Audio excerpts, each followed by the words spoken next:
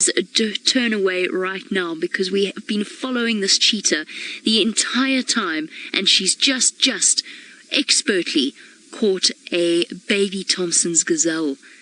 And I thought she was going completely crazy. She was standing looking down at the ground and sort of patting it. There we go, she's got the stranglehold. Luckily for us, it is over particularly quickly for this little one. There we go, she's managed this chokehold. Unlike the hunt that Brent saw live with a cheetah called Malaika, her two young boys practicing their hunting skills on a steenbok, in this case, Imani is a much older, much more experienced female, and she made this death as quick as it could possibly be. So the little one gave her a little run around, dashing backwards and forwards this way and that. And now the struggle is almost over.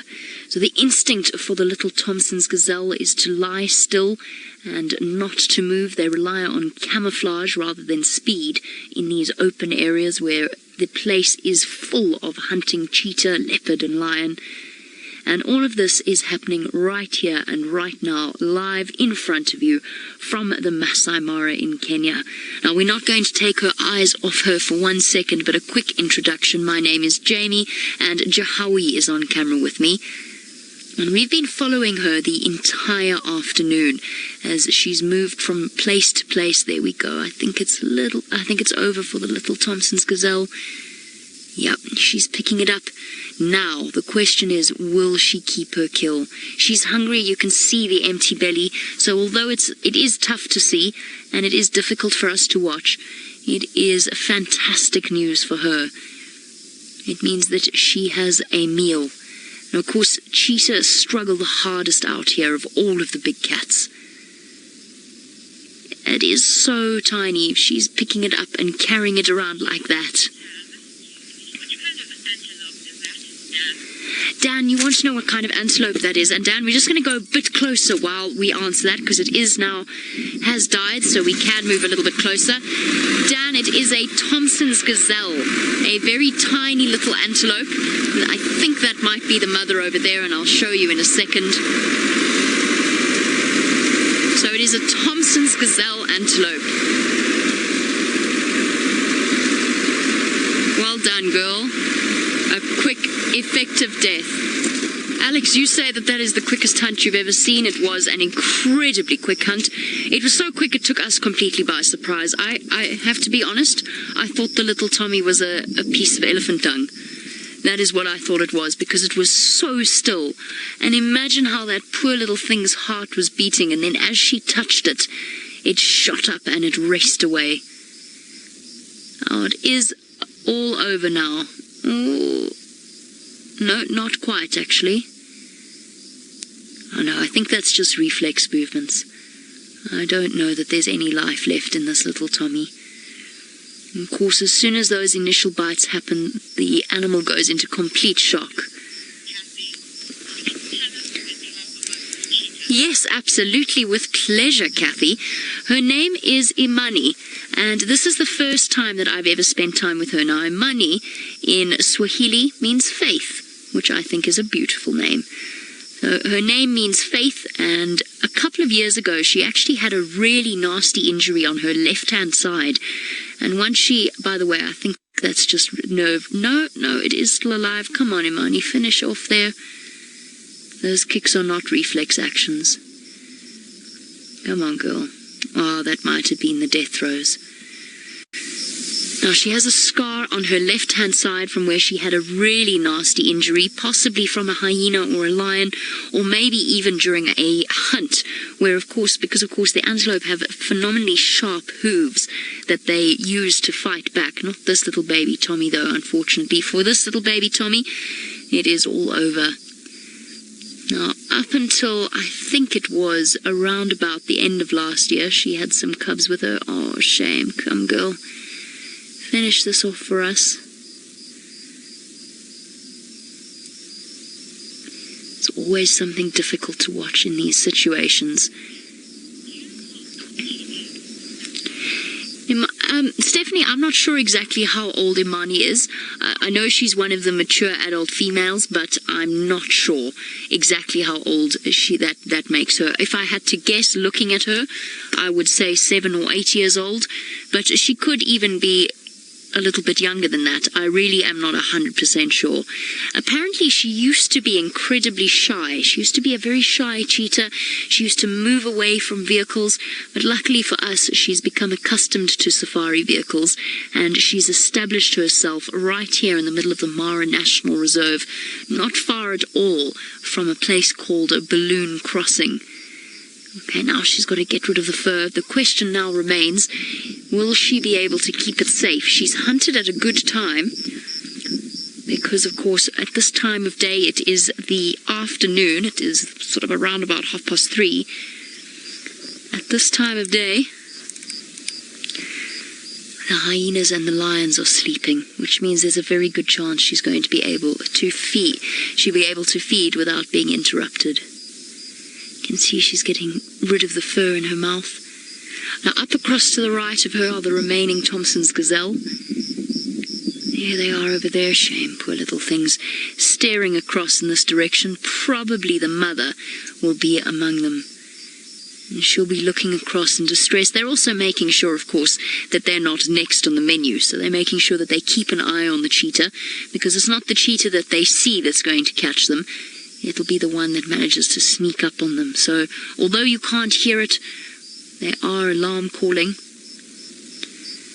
And most likely one of them is the mother of this little one. And it did so well, and it was so incredibly brave to have stayed still for as long as it did.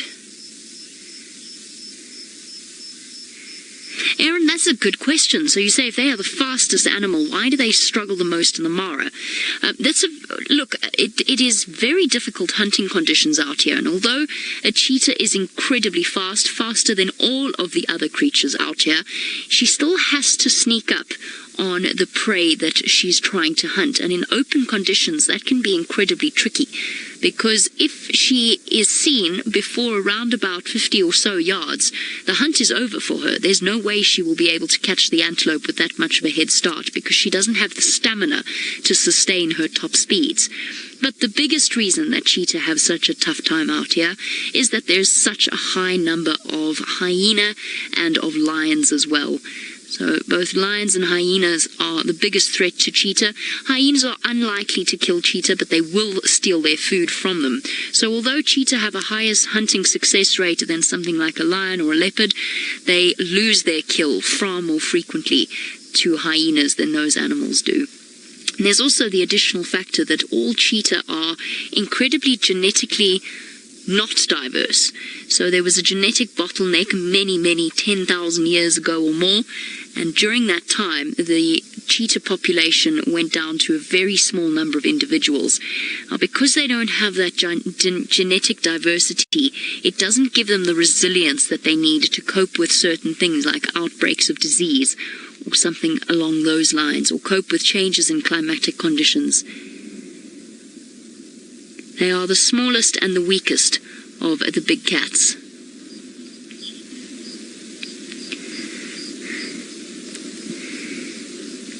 Blair, this is in the Greater Mara Reserve. Now, I can't give you an exact number because, of course, there's a buffalo in the background. We are in the Greater Mara Reserve, but I can't give you an exact number because cheetah have enormous home ranges, which means that they will move between the Mara National Reserve and into the conservancies, into Tanzania, which makes counting them difficult. But I can tell you that in this small area, in around about, I would say, 5 or 6 square kilometers, there are at least 7 cheetah. The 5 males, the 5 musketeers that have become so renowned, and 2 females, Imani and apparently Musiara, although I haven't seen her yet today. But that's just in a small area like this. And then just across to the west of where we are is Malaika and her 2 boys. And Brent has spent some incredibly exciting moments with her during the course of today and broadcast over our action broadcasts. The cheetah in the Mara are something to behold, though. It's one of the most, it's the best place in the world, in my opinion, to come and view cheetah. And these vast open landscapes give you the most incredible view. You can see that she's now tucking into the Thompson's Gazelle. Sandra, or Chandra, I'm not 100% sure, and I do apologize if I've got your name wrong. Yes, Cheetah will absolutely... Chandra. Yes, Cheetah absolutely will gorge on food just like a lion, and the reason that they do that and the reason that they eat as quickly as possible is because they know, and you can see it in the anxiety of her body language. See how she's always looking behind her, making sure nothing's sneaking up on her. Now, she really wants to make certain that nothing's going to come and steal this. So she's got to eat as much as she can, as quickly as she can, which is exactly what she's doing. And luckily for the little Tommy, it means that it's all over. As she glances back over her shoulder, she'll be wondering whether she made this kill silently enough. Debbie, she is gorgeous, isn't she? And such an expert in the way that she went about this hunt. It was so quickly and cleanly done. And of course, when antelope are hunted, they are, if they're given the opportunity, they will make a distress call. And the distress call is what the cheetah will try and they will want to avoid. They will try and avoid it because it will attract other predators. And I think she's managed to do just that, which means she gets this entire meal to herself. And what a character this cheetah is. It's lovely to see. It's lovely, it's really lovely to see her feeding in the way that she is, because she's such a character. Earlier on, I actually saw her playing and bouncing around, chasing guinea fowl, which is a type of bird that were alarm calling at her. You can see she's using her molars to slice into the meat. Jen, no, it's not Imani. Now, one of the two cheetahs that we've got a lot, or spent a lot of time with in the Mara, are Imani's daughters. Now, there's two different female cheetah. One is called Imani, which means peace, and one is called Imani, which means faith. So, Imani with an A and Imani with an I. And this is Imani with an I, meaning faith. And if at some point she shifts around, all the vultures are beginning to gather. Our vultures could chase a female cheetah away. It is possible. If they see her with us, if they move in, I've seen them do it before. If you get a large number of vultures, especially a female cheetah, which is that much smaller than the males, she might actually get up and relinquish her kill. So far it's just the one vulture though, and I haven't seen any others.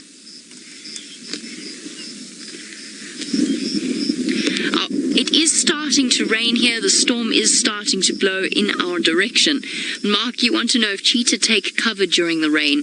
I have seen them cower a little bit and look a little bit miserable, but actually ultimately the rain is their friend. So I'm starting to get a little damp. You can see the rain is covering the eastern horizon. So there really is quite a serious storm blowing in. But the rain is the cheetah's friend, or all predators' friends, because it makes it that much harder for the antelope or whatever they're hunting to actually see or hear them coming. And as a result, it is perfect hunting weather for them. The wind howling covers the sound of their movement through the grass.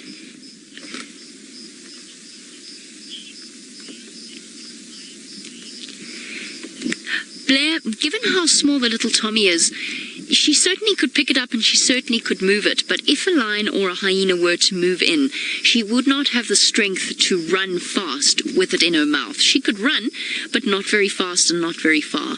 Remember, cheetah are built for speed, not for strength, and that is an endurance task to move something like that, even though it is quite tiny.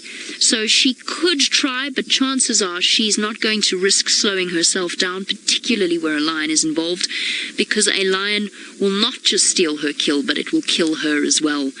Yesterday we were with the 5 musketeers, and 2 lionesses came out of the bushes right next to them. And somehow they were lucky enough that they didn't get spotted. I think the lionesses were distracted. But we had no idea that those lions were there. And I imagine that she shares that concern. Could there be something lurking? Fred, you say she's very attentive to her meal. She is she not?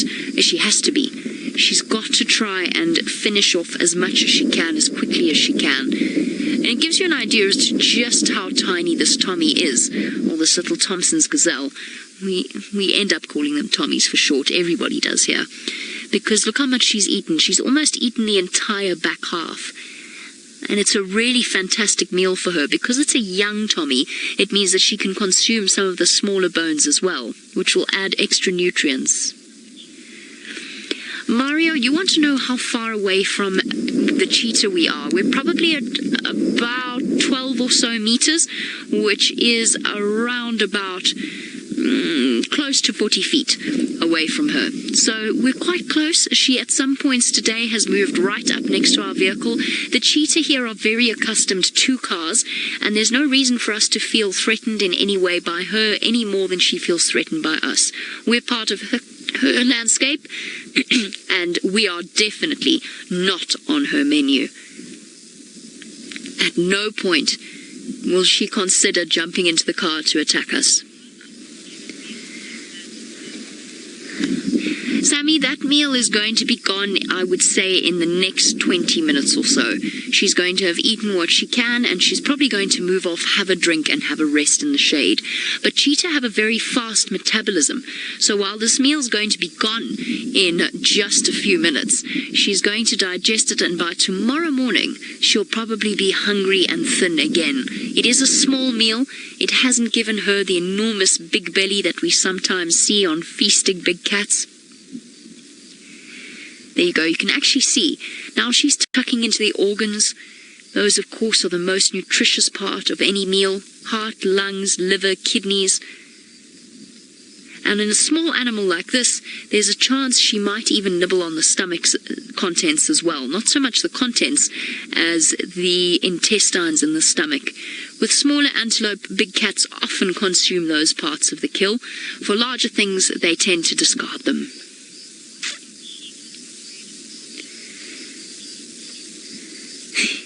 Chris, vultures are enormous. If you think about a vulture's wingspan, a whiteback vulture its wingspan is larger than the reach of my arms, from the tip of its wing to the tip of the next wing. It's over 2 meters, over 6 feet. That is exceptionally large, and they're heavy birds as well. Now, a cheetah doesn't want to risk injury because it's a solitary cat, and an injury will be life-threatening, and potentially even mean death if it means that she cannot hunt. So with its bill and with its talons, a vulture can fight, and what you'll find that they do, and there's some extraordinary footage of vultures doing this, is when they're together in large numbers, they seem to gain confidence, and they spread their wings out and actually rush at the cheetah. And the cheetah will charge once or twice, but ultimately, if there's enough vultures, she'll turn tail and run. Discretion is always the better part of valor where a cheetah is concerned. Virginia, very few predators will eat a cheetah. When predators attack and kill other predators, it is largely based on competition. A hyena will kill a cheetah. Leopards have been known to kill and to even hoist cheetah into trees because they don't waste the kill that they've made. But it's not motivated by food. It's motivated by reducing competition. Because although it's rare, a cheetah could potentially kill lion cubs, it could kill leopard cubs, it could kill hyena cubs. All of the predators here are competing over the same resources, and so are their offspring. So all of them are a potential threat to each other. Lions have been known to kill cheetah, and they very seldom eat them. They might chew a little bit, but it's very seldom that they will eat the cheetahs that they've killed. Now, the cheetah, of course, has the advantage in that they are that much faster than the lion, so provided they see them coming, they're usually safe. It's when they're with their cubs that things become a great deal more dangerous. See, she's still not relaxed. She's still looking and listening, and that same wind that would have given her an advantage when she was hunting is now turned to her disadvantage because she can't hear properly if something is sneaking up on her. I can't see anything, though. I think she's managed. I think she's got away with that kill.